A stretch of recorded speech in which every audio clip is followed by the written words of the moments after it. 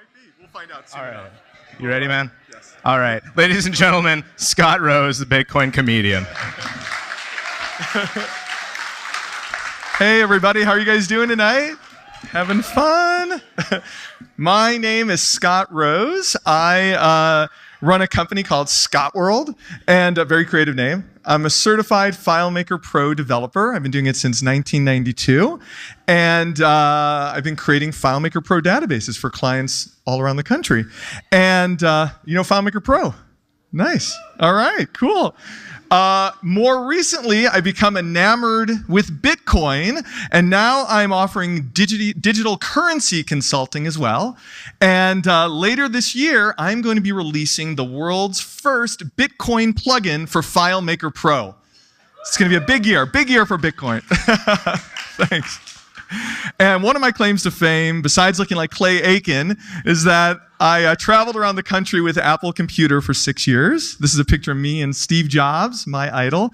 And I spoke at all of Apple's major conventions for 6 years, and I opened up the first 21 Apple retail stores around the country. So tonight, I'm excited to talk to you guys about Bitcoin. And it's a revolutionary new technology, but what is it exactly? Well, Bitcoin is the world's first global, decentralized, digital, programmable money. It's a lot of words, isn't it? Well, more simply, Bitcoin is independent money. We all know how important it is to have the separation between church and state. Well, you can sort of think of Bitcoin as the separation of money and state. So Bitcoin is not controlled by any governments. It is a completely global currency, and it can be used in any country. And it's also not controlled by any corporations or banks either. Bitcoin is not controlled by any central entity at all. So what controls Bitcoin then? Well, it is a decentralized, peer-to-peer network of computers which all work together to keep the Bitcoin network secure. And it actually is the world's most secure and most powerful network. It is actually more powerful than the world's top 500 supercomputers combined. That's how powerful the network is. And your computer can be a part of the Bitcoin network as well. The network is totally open for everyone. Bitcoin is run by the people for the people. So, what happens when we decentralize money?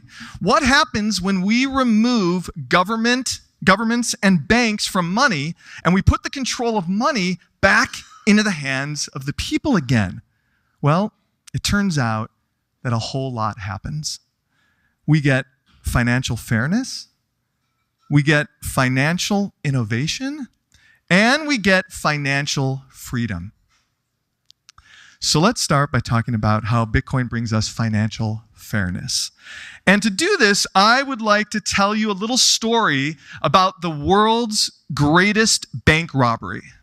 Now, you might think I'm talking about one of the bank robberies that was organized by Bonnie and Clyde or John Dillinger, but I'm actually talking about a completely different type of bank robbery. The type of bank robbery that I'm talking about is more along the lines of this. How can I help you, young man? I got a $100 check from my grandma, and my dad said I need to put it in the bank so it can grow over the years.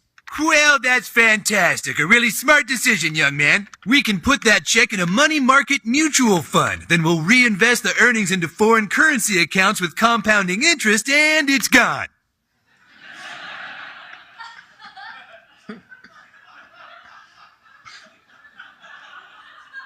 What? It's gone. It's all gone. What's all gone? The money in your account. It didn't do too well. It's gone. What do you mean? I have $100. Not anymore, you don't. Poof. Well, what can I do to get back I'm sorry, sir, but this line is for bank members only. I just opened an account. Do you have any money invested with this bank? No, you just lost it all. Then please stand aside for people who actually have money with us. Next, please. Hey! Hello, Mrs. Farnickel. How are you today? Making a deposit, are we? Great. We can just put that into your retirement account and make it go to work for you, and it's gone. What? Sorry, yeah, that's gone. Please step aside for people who actually have money with the bank. Next, please. Dad! Hey, I'm trying to teach my son the importance of savings. You already lost his money? Oh, Mr. Marsh, don't worry. We can just transfer money from your account into a portfolio with your son, and it's gone! This line is for people who have money with the bank only. Please step aside.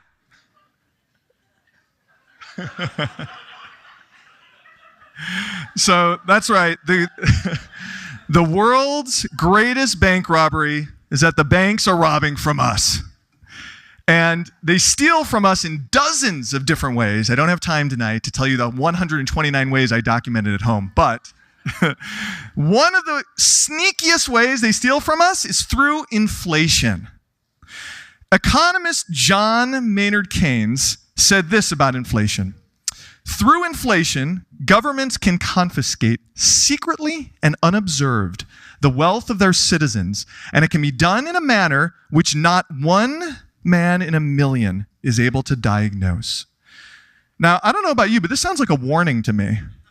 But instead of taking this as a warning, our banks and our government took this as an instruction manual on how to control our country's money supply.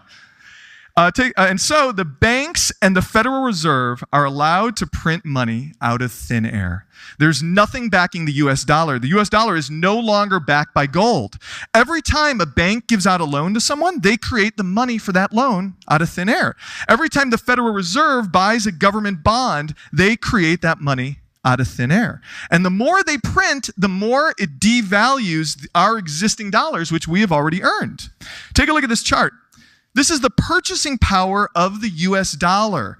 And you notice that the purchasing power of the dollar has lost 96% of its value since 1913. If you had $1,000 in 1913, it would only have $40 worth of purchasing power today.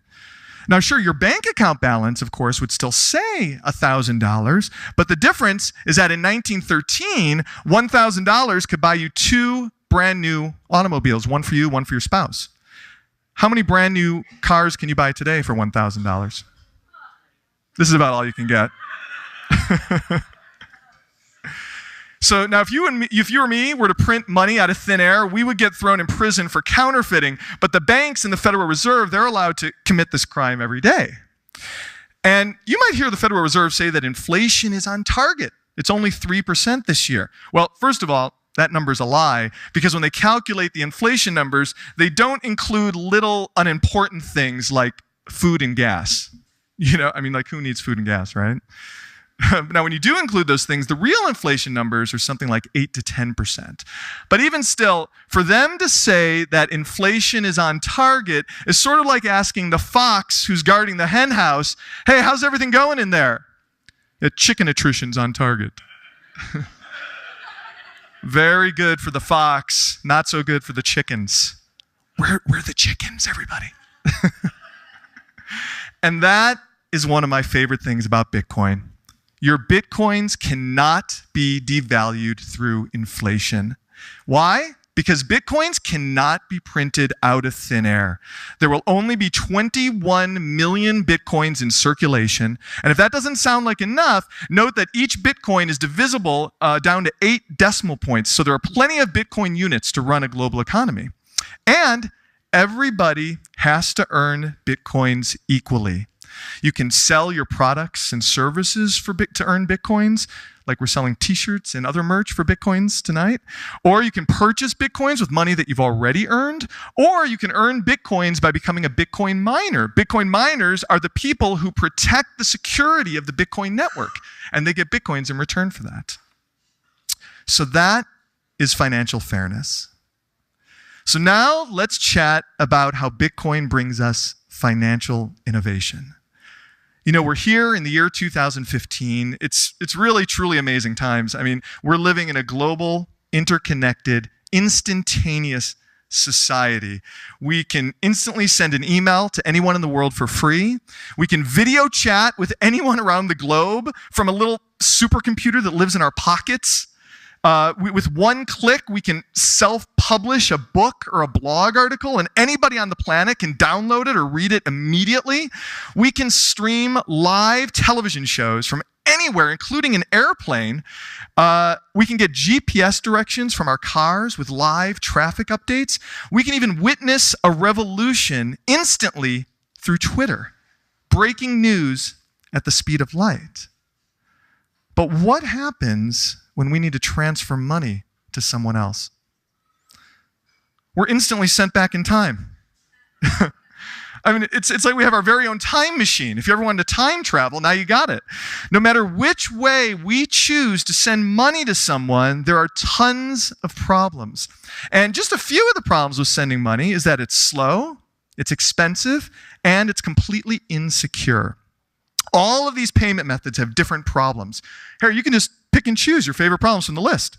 High fees to receive, high fees to send, currency exchange fees, lengthy delays, security issues, privacy issues, fraud, chargebacks, bounce checks, identity verifications, unauthorized charges, minimums, maximums, not available in every country.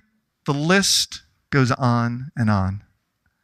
And don't even get me started on credit cards, by the way. How can it be a security code if I'm telling everybody what it is, right? It's ridiculous.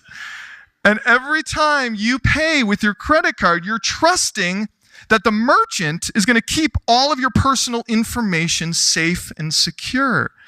We should ask Target and Home Depot how that's going. 100 million customers hacked, all their personal information and all their bank information. And that's actually part of the reason why we have 13 million cases of identity theft every year in America. I mean, identity theft is a real problem that ruins people's lives. And the great news is that Bitcoin solves all of these problems. Bitcoin enables instant money transfer between any two parties globally. There are no fees to receive payments. Can you imagine if you run a business, how much that could save you in credit card fees every single month? Now, if you send payments with Bitcoin, it will cost you about 3 cents to send your payment, but that 3 cents is no matter how large your transaction is. So even if you sent like $10,000 to someone, it would still just be 3 cents. There are no delays, no more waiting 3 to 4 business days for PayPal to deposit the money into your checking account. Everything is instant. There are no reversals. There's no credit card chargebacks or bounce checks. Each transaction is completely secure. Your confidential information cannot be compromised.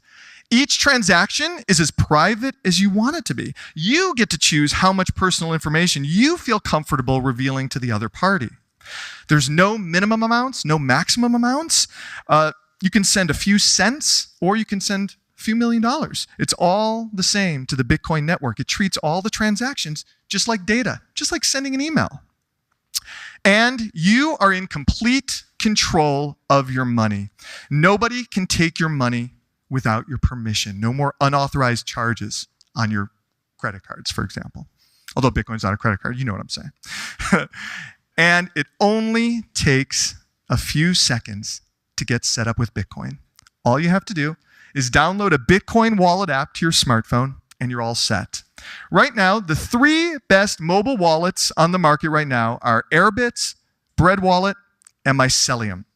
And once you download these apps, you'll get your own QR code for receiving Bitcoins. That's my QR code up there. And if somebody wanted to instantly send me Bitcoins, all they would have to do is just scan my QR code, and about 1 second later, the money will instantly show up in my Bitcoin wallet app.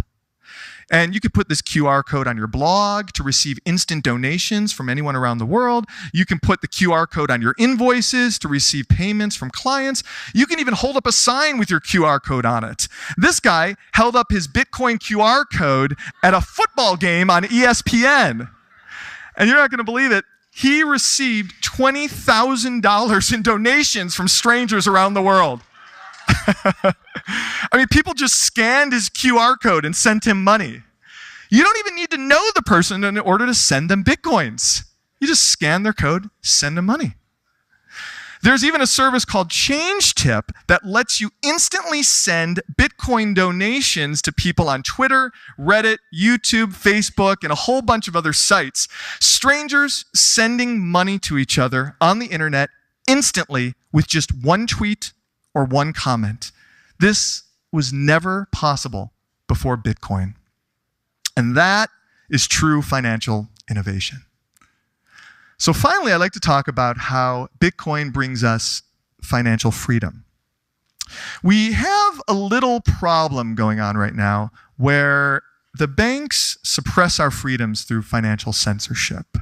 Now, in a truly free society, we should really be able to engage in a financial transaction with anybody that we choose, as long as we're not hurting anybody else. But the banks and the government don't really see it this way. For example, Chase Bank shut down the bank accounts of hundreds of porn stars in Los Angeles, which is a perfectly legal profession. Chase Bank apparently did this for quote-unquote moral reasons. Now, I'm not so sure if the too big to fail banks should be talking about morality. Do you guys? Another example, PayPal froze all the funds of a political organization called the Swiss Gold Initiative.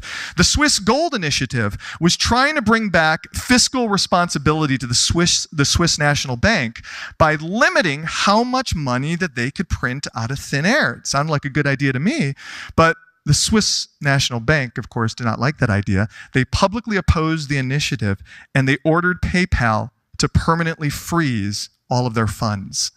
And they can no longer receive any donations, and the initiative failed. Another example of financial censorship, marijuana dispensaries in Colorado. It's completely legal to buy and sell marijuana in Colorado. But the marijuana dispensaries cannot accept credit cards. They can't even open up a bank account because no bank in the entire country will do business with them. Why? Because they're considered a high-risk business. I know, it's super high risk to sell plants from Mother Nature, right? I mean, especially medicinal plants, very, very high risk. And then there's WikiLeaks. There has been a global banking blockade against WikiLeaks since 2010.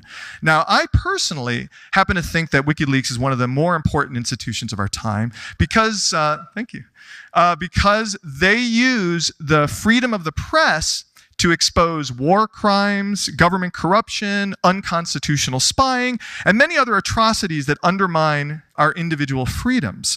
But, of course, the US government doesn't like this very much. So the US government, in cooperation with every bank and every payment processor around the world, blocked all donations to WikiLeaks in an effort to financially strangle them. There was no way to get your money to WikiLeaks. You couldn't even write a check to them because the banks were looking for checks made out to WikiLeaks. The only way that WikiLeaks was able to survive was through Bitcoin donations. WikiLeaks received over $1 million in Bitcoin donations because Bitcoin transactions cannot be censored and they cannot be blocked.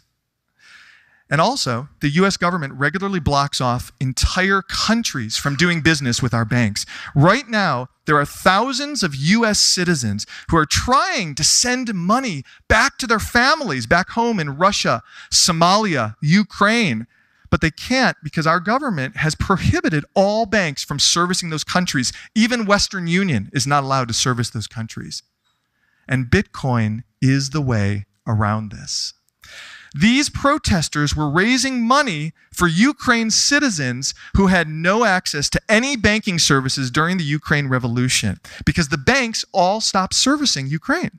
The stranded Ukraine citizens had no money for food, water, clothing, blankets, medical services, but strangers from all around the world scanned these QR codes, which were put up on Twitter, and strangers from around the world instantly sent them $15,000 worth of Bitcoins.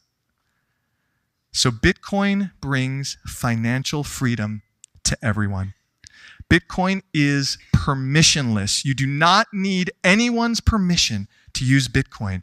Bitcoin accounts cannot be frozen. Bitcoin transactions cannot be censored or blocked. Bitcoin is open and accessible for everyone to use. You can use Bitcoin whether you're poor, whether you're wealthy, whether you're young, whether you're old, whether you live in a third world country or you live in a first world country. And the Bitcoin network cannot be shut down because it is decentralized. And that is the power of decentralized money. Financial fairness, financial innovation, and financial freedom. And believe it or not, I have just scratched the surface with Bitcoin, because money is only the first app of the Bitcoin network. Similar to how email was only the very first app of the internet. There is so much more to Bitcoin that goes way beyond money, and I encourage you guys to learn more about it. Thanks so much. Thanks.